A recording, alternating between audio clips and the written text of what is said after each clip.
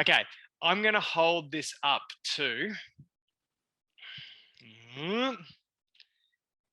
Now, I want you guys to tell me which center circle, so the black circle in the middle, which center circle is bigger?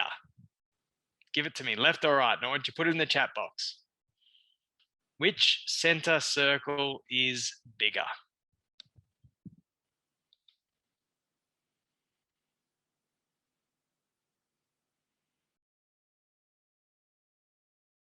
Someone says, I feel like this is a stitch up. Okay. People who haven't done this activity all said right, I think. And smart cookies, or people who have done the activity, said these circles are the same. They're the same. Go and measure. Yes, you got your ruler. Go and measure them, Anne-Marie, right? It's an optical illusion that's called the Ebbinghaus-Titchener illusion, or what we call the size contrast illusion. Tony's like, I'm getting the ruler now.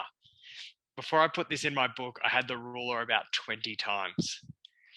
So the size contrast illusion is what's happening is that the circles surrounding the inner circle are affecting your perception of the size of the inner circle.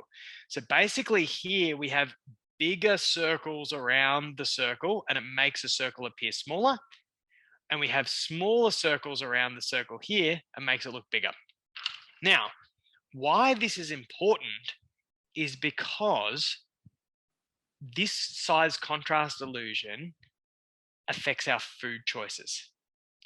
So the bigger our bowls, plates, cutlery, the smaller what's inside the food looks.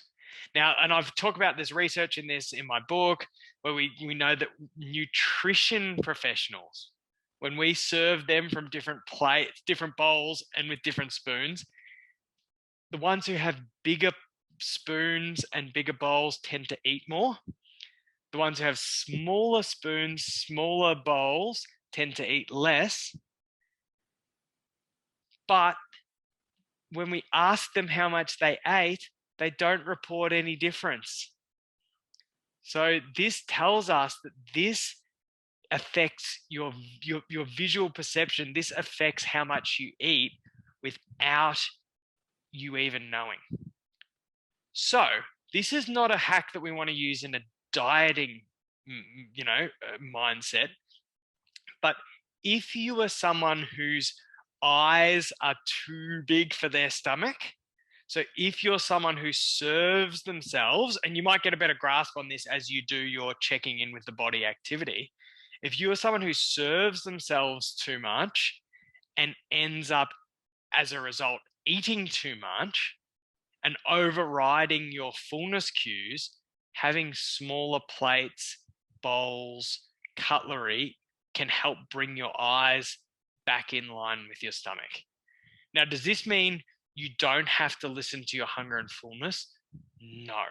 It just means that you have an opportunity to create an environment that supports you to listen to your hunger and fullness better.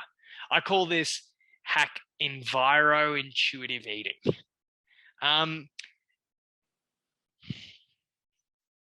Let me give you my favorite little story about this. And I talk about this story in my book, is the Ugandan raffia bowls. So I got these little bowls from Uganda. These little, they're made out of Bukito and raffia, which is like palm and banana leaf stalk. So these little bowls. Don't know where they are. They're somewhere around. And when I learned about what they were, I'm like, they're bowls that you use to eat. And when I learned about what this beautiful story about them, I thought this has such a relevance to this intuitive eating and to enviro-intuitive eating. Because what they do, and the guy just explained this to me, he said, so when a husband goes to his new wife's family for the first dinner. So this guy meets the family. They give him a little bowl and he's allowed to ask for more food. So he eats the food, and if he asks for more, next time they give him a slightly bigger bowl. And then if he asks for more, he's allowed to ask for more.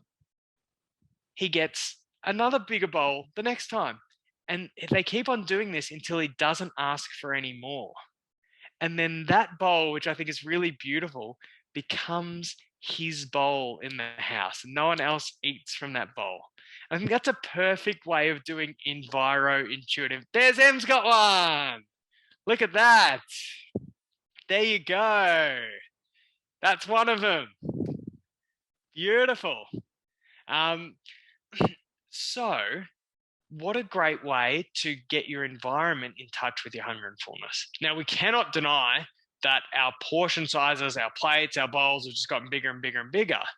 As our bodies have gotten bigger and bigger and bigger, and as our non-hungry food-related, our non-hungry eating health problems have gotten bigger and bigger. So what we're doing here is kind of bringing out, we can't control that macro environment that we live in, but we can control this micro environment, your home, your office, anywhere else where you eat. So that's what we're doing here. And it's not about not listening to your hunger and fullness. It's actually about tailoring your food containers so it's easier for you to tune into your hunger and fullness. And you might consider this training wheels that you want to do for a period of time, or you might consider these training wheels that you want to use forever.